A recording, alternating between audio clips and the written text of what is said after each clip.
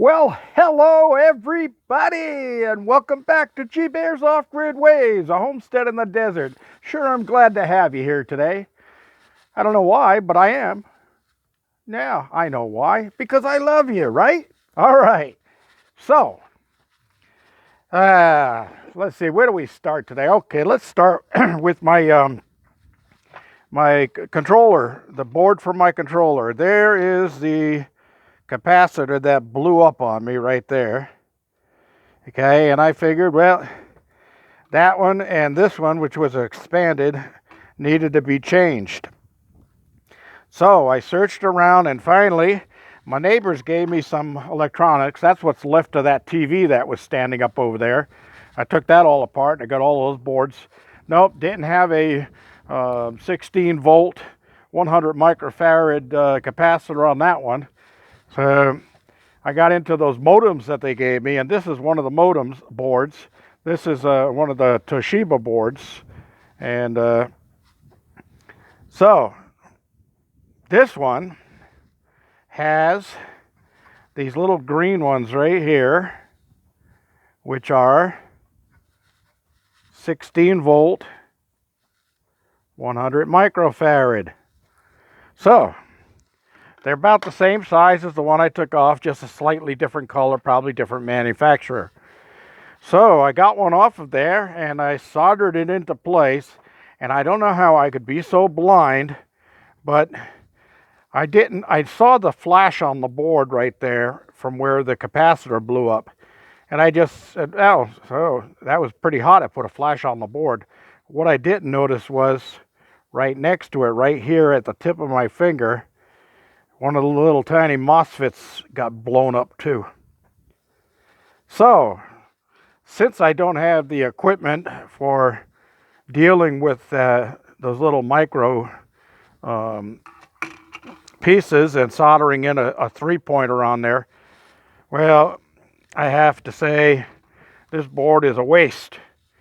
But I'll put it on my shelf. I'll mark it for what it is. And then if another one goes bad, I might be able to just transfer parts off of this to the other one, as long as it's not a MOSFET that blows up on it. These are MOSFETs right here, and they're basically switches. Inside of those, they have these little contacts that switch on or off, or reverse direction of the current flow, things like that. So that's what those are for. But didn't even get to the second capacitor there, the one that's expanded, to exchange that one, because I noticed that was burnt down there, and I said, oh my gosh, well, that's a waste of time there. Now, on this board right down here, there is a little tiny MOSFET about the same size, but don't know if it's the same value or the same switching capability, so can't go there. And since the whole top of this one is blown off, there's no way to read what it is. Well, that's it. All right, so this is October 3rd, 2020, and October out here in the desert is not a really nice time. I mean, the weather's beautiful, as you can see, but what we have out here at this time of year is moth migration, and moths get into everything. These moths have mouse-like abilities for squeezing through the tiniest little cracks and crevices. Now, I did notice that something I had forgot is when I was putting up these shiplaps up here, I ran out of screws, and I never did put screws in. I need 3 more screws there, I need 3 more screws there, I need 3 more screws there, 3 more screws there, all the way down. So I just used up what I had. It should have 2, 2, and 2 like that. This is 2, 1, and none. So I got to get that sealed, because that little gap right there in that wood is enough for a moth to squeeze through. And last night, another thing I got to do is I got to keep the inside door closed all the time now. You can't just have the screen, because they can get through the tiniest little crack of that screen door. They'll get inside. And last night before bed, I turned on a light in there to put things away, and I had at least 16 moths inside of the cabin. So I'm going around with my fly swatter, just whacking moths all over the place. Then had to get up and clean dead moths off of the floor everywhere. What a mess. Just totally ridiculous. So anyway, that's why I said October is not a nice time around here. Those moths are miserable. And they like the Joshua trees. Apparently the females lay their eggs inside of Joshua trees, and they squeeze down between the crevices in the Joshua tree bark, and they lay their eggs in there. And they're kind of protected from other insects and critters. But they could get into everything. I had to put all kinds of screens all over that motorhome when I used to live in that, because they would be in there, no matter how I closed the thing up, they'd be in there every day, every night. It just drive you nuts. You'd be sleeping, and all of a sudden one of them will flutter right onto your face. I had to go around in every grill, every opening, every panel that had to get hardware cloth on it, at least 1/8-inch hardware cloth. You couldn't use the 1/4-inch. They could get through that for some reason. Last night I found that one had squeezed its way underneath the plastic cover plate of a light switch between the wall and the plastic cover plate. The whole moth was up inside of there somehow. Oh my God. Ridiculous, right? Oh, well, anyway. So let's take a walk down to the garden. I've got it locked up because I went to town, but I was going to go to Barstow today and maybe buy some new baby chicks that they have over there. They're crossed between Longhorns and Rhode Island Reds, and they're bred to be excellent egg layers. And they have them for $3 a piece, $2.99 each. So I was going to go over there and get 4 to 8 of them, depending on what they had. And they're all sexed already, so I'll be sure to always get all hens. But I just didn't feel like going today. My allergies this morning were just driving me up a wall. Eyes were itching and watering, and just not really feeling like I wanted to go out anywhere. So I took a Benadryl, and sure enough, the Benadryl knocked me out. So I slept all day. But I feel great now. Of course, tomorrow morning might be a different story. All right, let's see if I can get this thing unlocked one-handed here without dropping this 50-pound lock on my foot while I'm holding the camera. Oh, good job. All right. So, in the Garden of Eating. Now, you've seen my sign outside here. Let me step out and show it to you for any of you newcomers that are here. The Garden of Eating.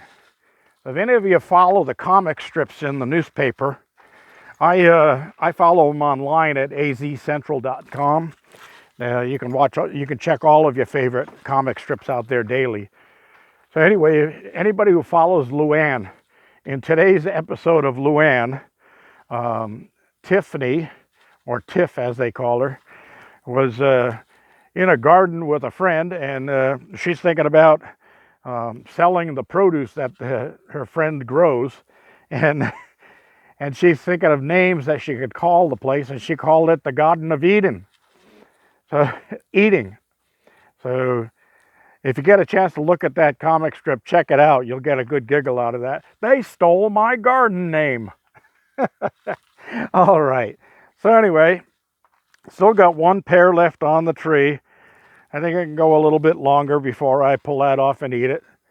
And the watermelon is really kicking out now. It's starting to really do its thing. That little watermelon down there turned yellow, so that's going to fall off. I'm not going to get one out of that. And this one down here has just gotten bigger. Yes, watermelon. Even if I only get one this year, at least I had a watermelon to eat, right? something that I grew myself. So yeah, see all the buds and flowers on these plants since I cleaned them up and pruned them back, and some of them already set some small tomatoes on them.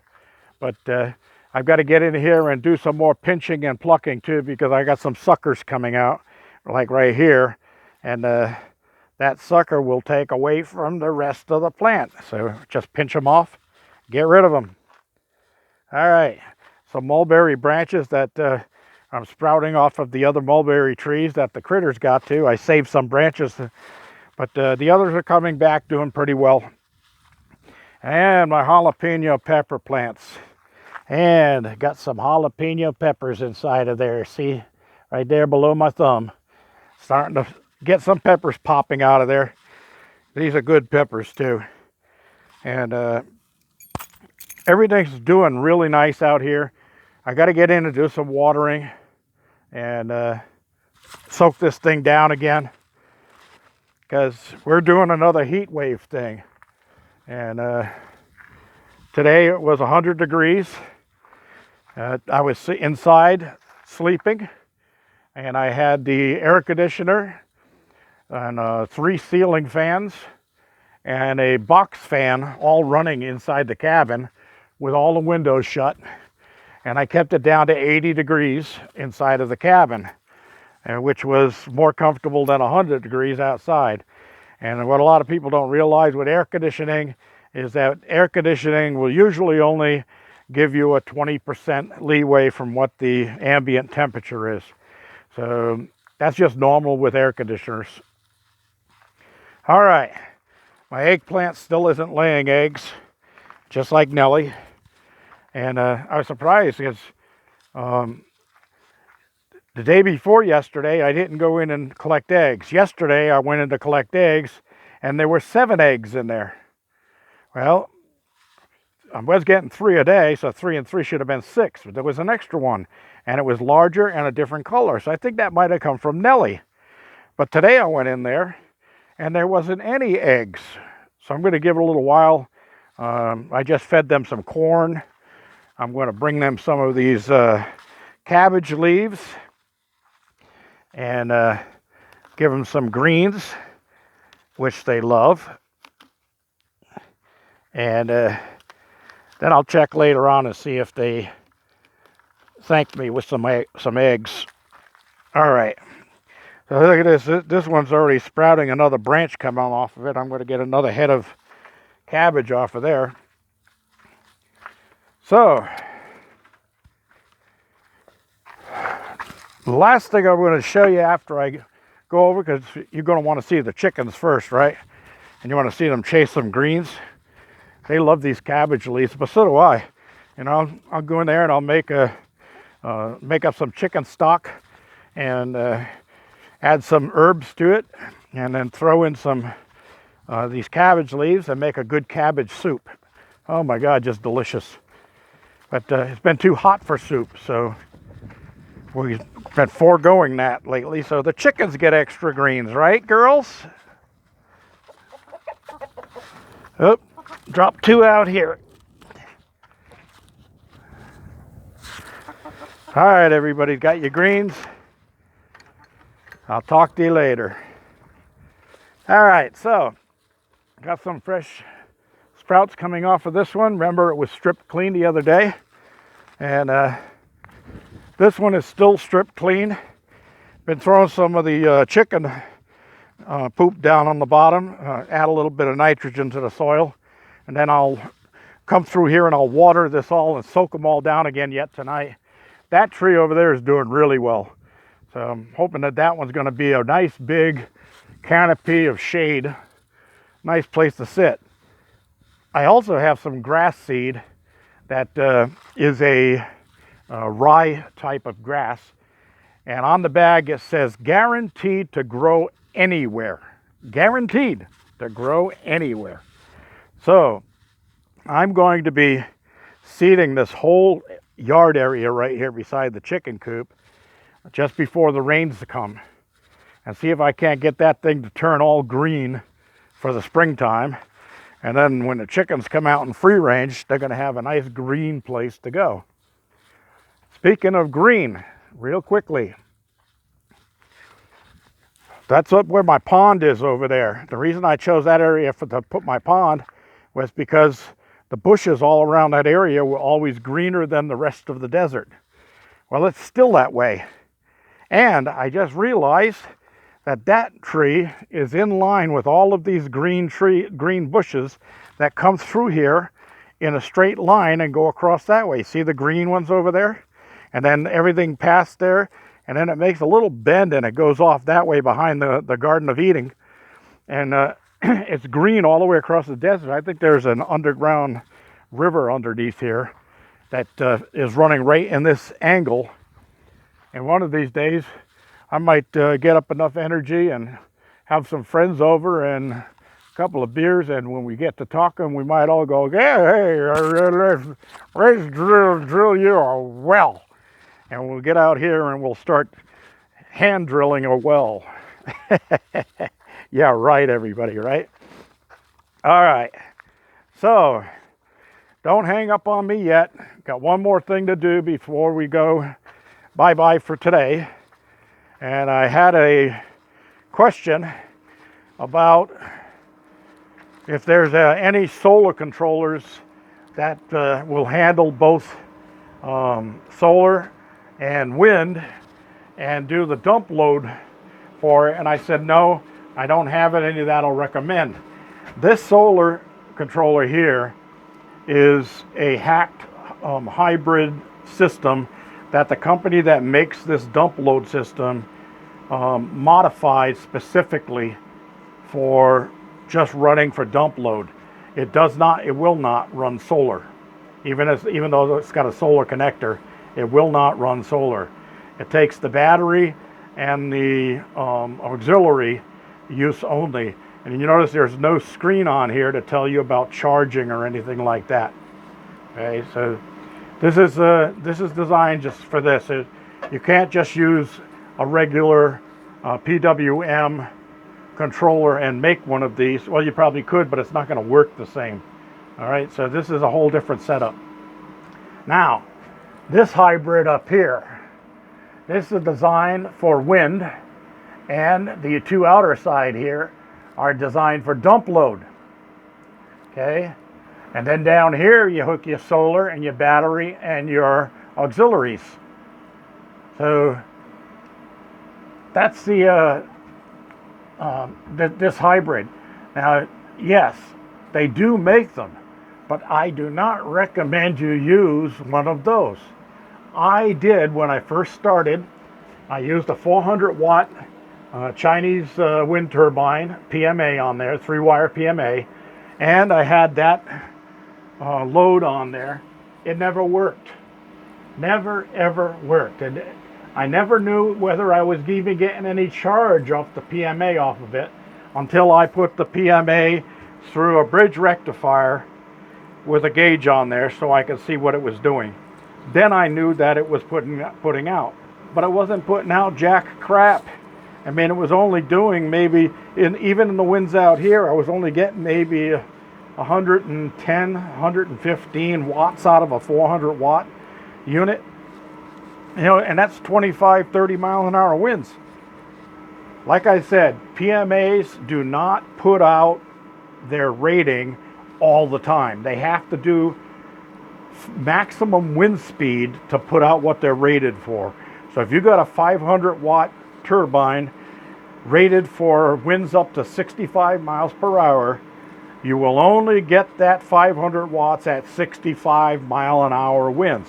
And those winds that have to be sustained, they have to be constant for you to get anything worth out of it. They're not worth their time. If you're going to go with anything, go with a really large output unit. I went to a 1685 watt system, but even that, in 20 mile an hour winds, I'm only getting 160, 180, 200. Sometimes I even see 300 watts of charge out of that. That is peanuts. I can do that with one of those new solar panels. I can exceed that with one new solar panel. Of course, it won't work at night, but then again, I don't have sustained winds blowing at a high speed constantly all night long for 8 hours until the sun comes up to make the wind power worth anything.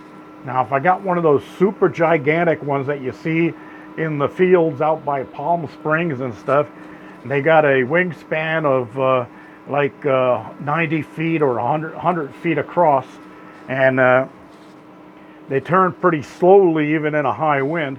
Well, those have got a computerized gear propulsion system in them, so a single turn on that is spinning a gigantic generator inside that thing at a speed that's so ridiculous that they do put out a lot of electricity. But the computer handles all of the wind and the speed and the direction, and even twists and tilts the blades to get the most efficient use out of them. You can't do that on a small off-grid system. And I don't have the couple of $1 million to buy one of those big systems, so I'll just live with what I got. All right, MPPT's at 13.8. I've been running 3 ceiling fans and an air conditioner all day long, and I still have plenty of power. Yes, look at that float system. It's floating.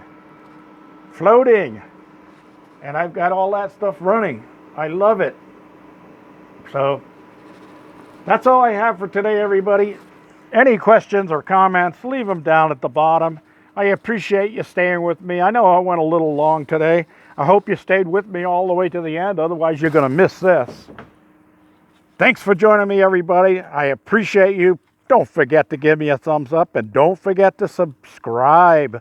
Click that subscribe and click that notification button. G-Bear signing off.